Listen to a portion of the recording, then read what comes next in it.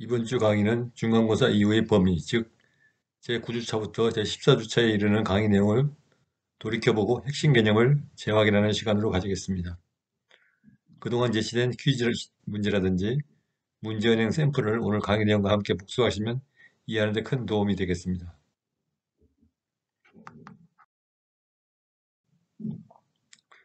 오늘 학습 목표는 혁신의 확산부터 변화의 단계와 리더십 이론에 이르기까지 전반적인 학습의 내용을 점검하고 핵심 개념을 통해서 피드백을 받는 시간입니다. 오늘 학습 내용은 혁신의 확산부터 변화의 단계와 리더십 이론에 이르기까지 핵심 개념을 통해서 풀어보고 이해하는 시간입니다.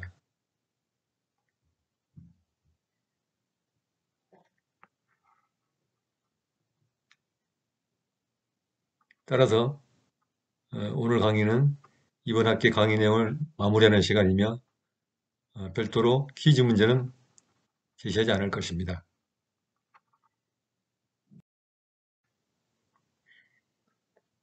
핵심 개념 1. 혁신의 선형 모델에 대한 개념입니다. 혁신의 선형 모델이란 변화의 확산에서 나오는 이론입니다. 혁신의 선형 모델이란 간편하게 이해할 수 있는 혁신의 확산에 대한 평이한 모델입니다. 혁신이 일어나려면 먼저 새로운 발명이나 아이디어가 창출되고 이것이 혁신으로 채워져야 됩니다. 그 다음 비로소 혁신이 확산이 되는 것입니다. 다른 말로 하면 이 모델은 해동, 변화, 재동결이라는 모델인데 이게 무슨 말이냐면 새로운 혁신이 나타나면 과거에 이루어진 동결된 혁신을 녹인다는 말입니다. 즉 과거 혁신적 제품이나 프로세스를 녹여서 풀어헤치고 변화를 주어서 다시 동결시키면 즉 얼려서 덩어리로 만들어 굳어지게 하면 그것이 앞으로 쭉 유지됩니다. 즉 얼어붙은 것을 녹여서 변화를 주어 다시 얼리면 과거 혁신은 새로운 혁신으로 대체되고 굳어져서 새로운 혁신이 쭉 앞으로 유지된다는 말이죠.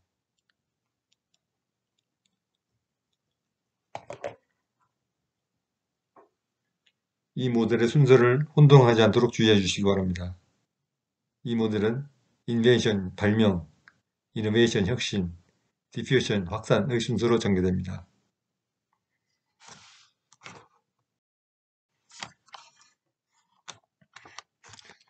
두 번째 핵심 개념은 리더 역할에 대한 내용입니다. 이 개념은 변혁적 리더십의 전제에서 나오는 개념인데요. 그 전에 우리는 변화의 리더십에서 리더의 목적과 역할이 무엇인지를 살펴볼 필요가 있습니다.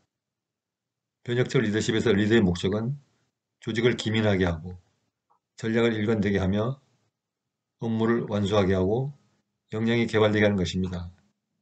그리고 변혁적 리더십에서 리더 역할은 네 가지가 있습니다. 패실리테이터, 촉진자, 코치, 컨설턴트, 상담가, 에듀케이터, 육성자 또는 교육가입니다. 패실리테이터는 촉진자, 즉 조력자, 주동자, 조성자의 뜻을 가집니다.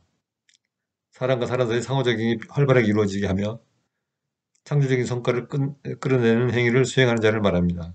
그러므로 워크아웃 리더, 프로세스 체커, 기록을 정리하는 자로서 서기, 타임키퍼, 발표자 역할을 수행하는 자를 말합니다. 두 번째 코칭은 고객의 개인적 전문적 가능성을 극대화하기 위해서 영감을 불어넣고 사고를 자극하는 창의적인 프로세스 안에서 고객과 파트너 관계를 맺는 것을 말합니다. 개인과 조직의 잠재력을 극대화하여 최상의 가치를 실현할 수 있도록 돕는 수평적 파트너십이며 고객이 현지 상태에서 목표 상태에 도착하도록 함께하는 보다 개인화된 서비스라고 볼 수 있습니다. 운동선수의 코칭 등을 의미합니다. 세 번째로 컨설턴트, 상담가죠. 어떤 분야의 전문적인 지식을 가진 사람이 고객을 상대로 상담하고 조언하는 일, 상담을 의뢰하는 자는 상담을 참조해서 자신의 결정을 하게 됩니다. 의뢰자에게 광범위한 지식과 옵션을 제공해서 의뢰자가 결정을 하게 합니다. 네 번째, 에듀케이터. 이것은 육성자, 실력이나 능력을 길러서 발전시키는 사람, 즉 주어진 과정을 학습이나 가르쳐서 해당 과정에 요구하는 능력을 갖추게 하는 사람, 교사 또는 교수가 이에 해당됩니다. 리더가 수행하는 역할은 쉽지가 않은 것 같죠? 반드시 그런 역할을 수행하여야만 하는 것은 아니라고 생각합니다. 다만 그런 역할을 수행할 줄 아는 준비된 사람이어야 한다는 말이죠. 간단히 줄여서 리더 역할은 촉진자, 코치, 상담가, 육성자임을 기억합시다.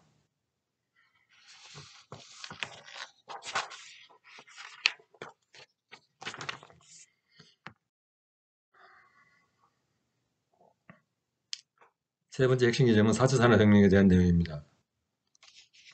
클라우스 슈법이 2016년에 출판한 제4차 산업혁명에서 소개하는 제4차 산업혁명 시대 주요 이슈에는 디지털 정체성, 웨어러블 인터넷, 사물 인터넷, 스마트 도시, 빅데이터, 인공지능, 블록체인, 공유경제, 3D 프린팅, 첨단 소재, 자율주행 자동차, 생명공학 기술 등 다양한 첨단 기술이 나타나 있습니다.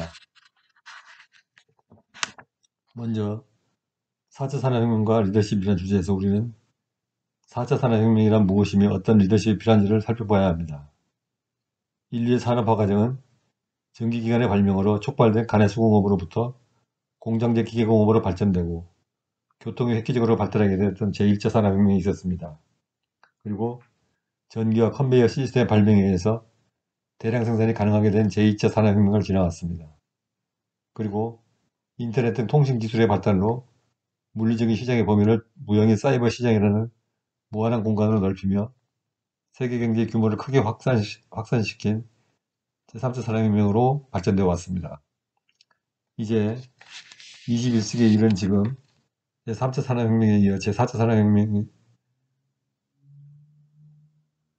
기술의 발전 및 방법론이 빠르게 전개되어 가고 있습니다. 산업혁명의 단계는 거듭하면서 산업뿐만 아니라 정치, 경제, 사회, 문화 등 모든 분야의 변화와 혁신을 수반했습니다. 특히 제4차 산업혁명은 앞으로 모든 분야에서 더 큰 시대 변화를 예고하고 있고 이에 대한 우리의 대비가 절실히 필요로 하는 시점입니다. 제4차 산업혁명의 시대에는 경제학적으로 보아 생산 요소의 투입이 한계점에 도달하면 생산량이 감소한다는 수학측감의 법칙이 무시되고 디지털 사업의 경우 한계비용이 제로에 가까워지고 인스타그램과 같은 사업은 소자본으로 큰 성장을 이루며 사업 규모와 자본의 생산성이 낮아집니다. 사업 규모와 자본의 상관성이 낮아집니다. 다른 분야에서는 예컨대 디지털과 생물학의 융합해서 인간과 미생물의 공존 시스템을 지향하는 합성 생물학을 개척하고 자율주행과 드론 번역 시스템은 인간의 삶을 바꾸고 있습니다. 빅데이터를 통한 신약개발, 인공지능 비서, 사물인터넷 등은 인간의 생태계를 바꾸고 있습니다. 이러한 긍정적인 변화가 있는 반면에 제4차 산업혁명으로 인해서 불평등이 심화되는 우려가 있습니다. 클라우스 슈밥은 주로 이익을 보는 자는 소위 플랫폼 효과를 만드는 지적 물적 자본 제공자들이며 노동자들은 손해를 볼 것이라고 주장합니다.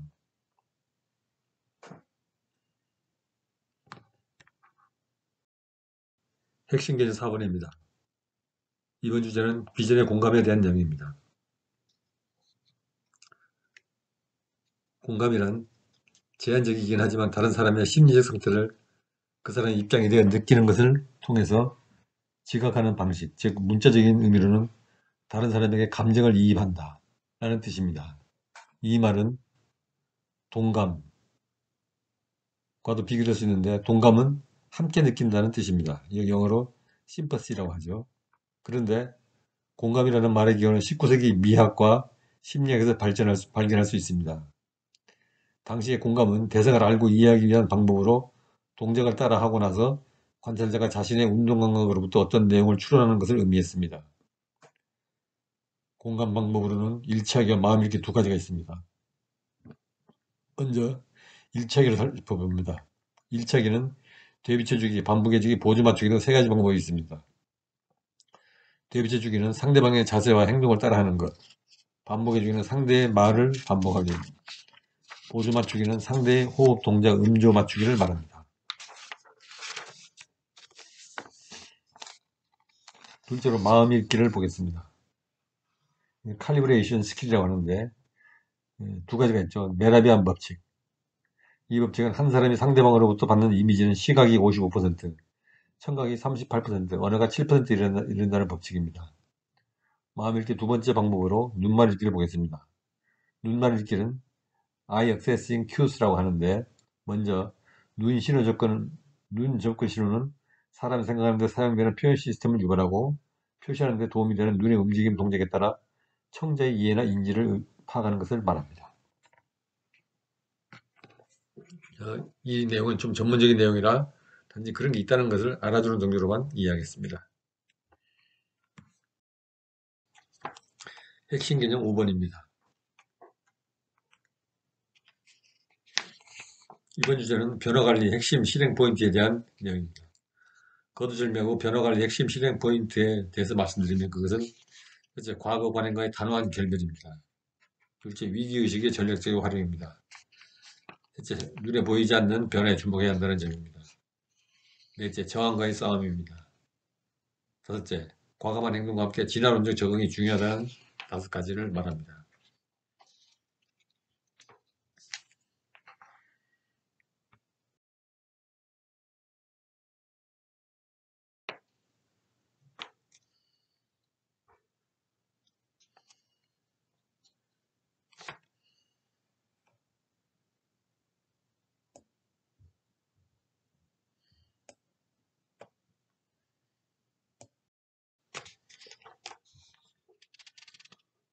다음은 혁신 개념 6번으로 이번 주제는 혁신의 확산 모델을 주장한 대표적인 학자에 대한 내용입니다.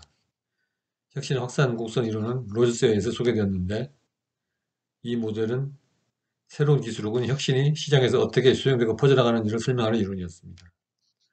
새로운 기술은 초기의 혁신가 혹은 초기 수용자들에게 전파되고 이후 다수에게 전파되는 모습을 보여줍니다. 시간적으로 이 모델은 혁신자, 초기 수용자, 초기 대다수, 후기 대다수, 혁신 지지자 등 순으로 확산이 됩니다. 에머렐 로지스는 아이오와 주리트를 졸업하고 뉴멕시코 대학에서 농촌사회학을 연구하면서 혁신의 확산 이론을 공유했습니다. 다음은 핵심 개념 7번입니다. 이번 주제는 혁신의 채택자들을 시간의 흐름에 맞게 나타내면 어떻게 표현될까의 문제입니다. 앞의 문제에서 언급했듯이 시간적으로 혁신의 확산 모델은 혁신자, 초기 수용자, 초기 대다수, 후기 대다수, 후기 혁신 지지자의 순으로 확산이 됩니다. 이를 영어로 표현하면 innovators, early adopters, early majority, late majority, laggard 순서가 됩니다.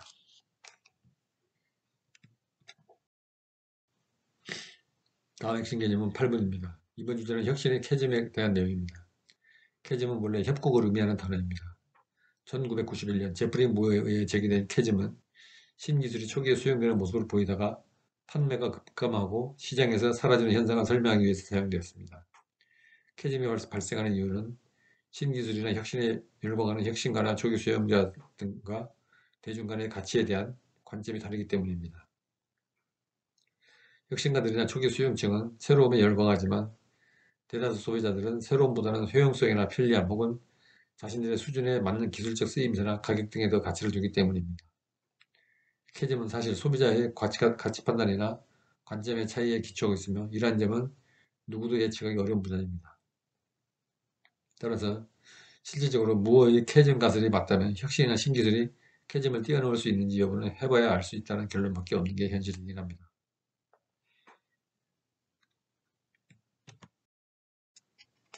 혁신 기준 9번입니다. 이번 주제는 혁신의 확산에서 채택의 단계에 대한 사항입니다.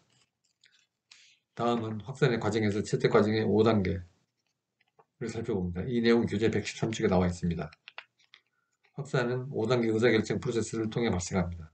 그것은 비슷한 사회 시스템 구성원들 사이에서 일정 기간 동안 일련의 통신 채널을 통해 발생합니다. 이 5단계는 지식, 설득, 결정, 구현 및 지속입니다. 하나씩 살펴보죠.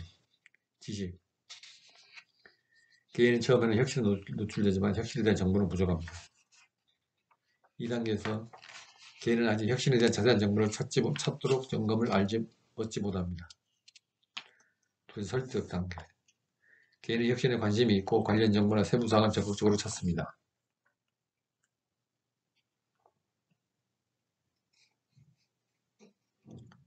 정보를 가진 개인은 혁신에 설득당하거나 매료됩니다. 세 번째, 결정 단계. 개인은 변화의 개념을 취하고 혁신 사용의 장단점을 평가하고 혁신을 채택할지 거부할지 결정합니다. 로저스는 2단계의 개성적 특징으로 인해 경험적 증거를 얻는 것이 가장 어려운 단계라고 지적했습니다. 네 번째, 시행 또는 구현. 개인은 상황에 따라 혁신을 다양한 정도로 사용합니다. 이 단계에서 개인은 또한 혁신의 유용성을 결정하고 이에 대한 추가 정보를 검색할 수 있습니다. 마지막으로 채택, 확신, 지속 단계입니다. 개인은 혁신을 계속 사용하기로 한 결정을 마무리합니다. 이 단계는 개인이 마음속에 생기는 관계와 대인관계이며 그룹이 올바른 결정을 내렸다는 확인입니다.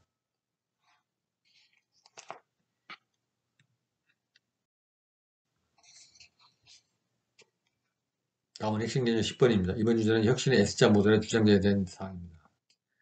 혁신의 확산의 이론은 맨 처음 비주얼하게 보여준 학자는 가브리엘 타데로, 그는 혁신의 SM 곡선을 주장합니다.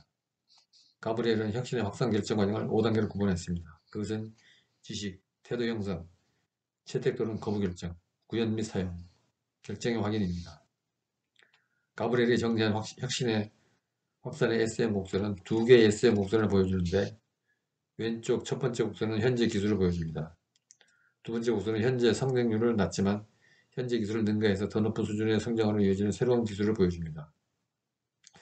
두 곡선 다 S자 모형을 이루는데 처음에는 조금씩 성장하다가 나중에는 최대한 포화 상태가 되어 더 이상 성장하지 않고 고정된 직선형으로 되어버리는 모습을 보여주고 있습니다.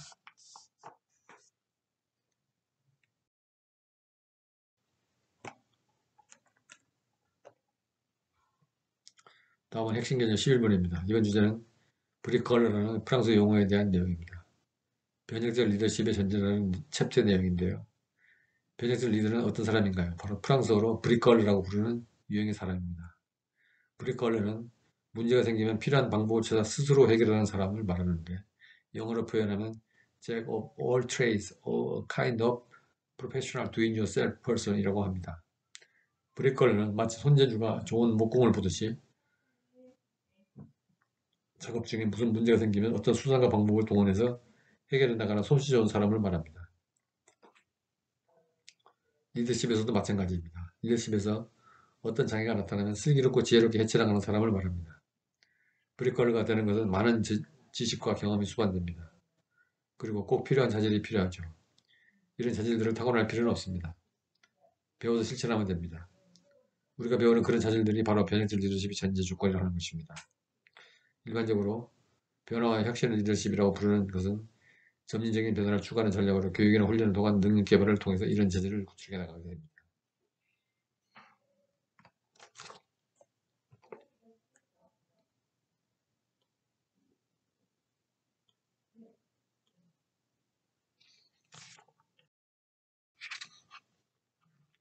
다음은 핵심 개념 12번입니다. 이번 주제는 바람직한 인간관계의 핵심에 대한 내용입니다. 인간관계에서 가장 중요한 한 가지를 들라고 하면 무엇을 들 것인가? 바로 예절입니다. 그 나머지는 모두 이 한마디로 결집이 됩니다. 그러나 남을 공경하거나 해양을 목적으로 이용하거나 이길 목적으로 경쟁상들만 생각하면 바람직한 인간관계 정립에 장애가 되겠죠. 가장 중요한 인간관계의 한 가지는 예절. 기억하십시오.